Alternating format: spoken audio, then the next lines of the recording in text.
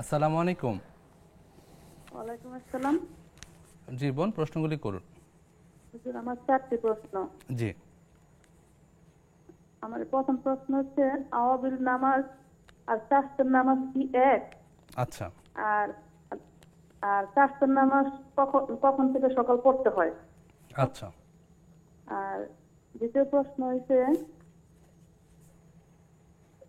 জি বোন বলুন, শুনছি। আমার হ্যাঁ আমার বড় ছেলে হচ্ছেন ইঞ্জিনিয়ার, ঠিক জি। আছে? বড় ছেলে ইঞ্জিনিয়ার, খুব বদমেজাজ, মা আচ্ছা। বাবার সাথে খুব খারাপ ব্যবহার করে। যে আমার মনে, ওর আব্বুর মনে খুব কষ্ট লাগে, যেন কি করণীয়। আরেকটা ছেলে খুব জি। সরল সোজা, খুব সরল সোজা, জি। জ্ঞান বুদ্ধি কম। জি। তো ওর জন্য কি করব আর ওর জন্য কি করব? আচ্ছা বোন। আরেকটা জি। প্রশ্ন আরেকটা প্রশ্ন হচ্ছে, সূরা মুলক সূরা মুলক তো পড়া লাগে এশার নামাজের পরে, জি। কিন্তু আমার কাজ থাকে রাতের 12টা পর্যন্ত। জি। তো আমি মাগরিবের সময় একটু সময় পাই, তখন আচ্ছা। মাগরিবের নামাজ পড়ে, জি। তারপর আউবিলের নামাজ পড়ে, তখন আমি এই সূরা কখন পড়তে কি করলে পারবেন কিনা? হবে, করতে আচ্ছা। পারবো কিনা, জি বোন। এই আর কি। আওয়াবিনের সালাত এবং চাশতের সালাতের সময় কি একই সময়, এবং কি কোন সালাতটা কখন পড়তে হয়, কত রাকাত করে পড়তে হয়? আমাদের দেশে প্রচলিত আওয়াবিনের সময় হচ্ছে মাগরিবের পরে, জি। মাগরিব থেকে এশা পর্যন্ত 6 রাকাত নামাজ। আর চাশতের নামাজ যেটা বলা হয় সেটাকে এশাকের নামাজও বলা হয়। জি। সেটা ফজরের পরে, সূর্য ওঠার পর জি। সেটা পড়তে হয়। আরেকটাও চাশতের নামাজ আছে, সেটা দিনের 9টা, 9:30, 10টার দিকে আপনার সেটা শুরু হয়।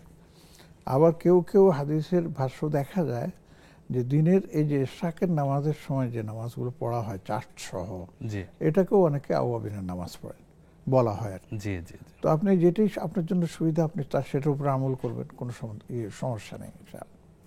জাযাকাল্লাহ। শেখ, পরের প্রশ্ন ছিল যে ওনার 2 ছেলে, বড় ছেলে বদমেজাজি আর ছোট ছেলে অনেক বেশি সহজ সরল বোকা টাইপের।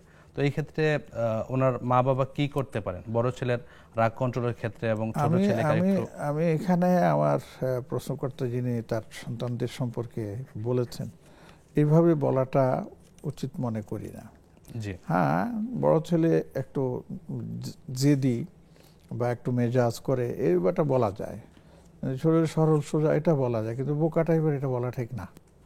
জি। আপনি মা, আপনি যদি আপনার সন্তান সম্পর্কে যে মন্তব্য করেন, আল্লাহ কোন সময় দোয়া কবুল করে ফেলেন, তাহলে খবর আছে, আপনি চিন্তা করতে পারবেন। জি।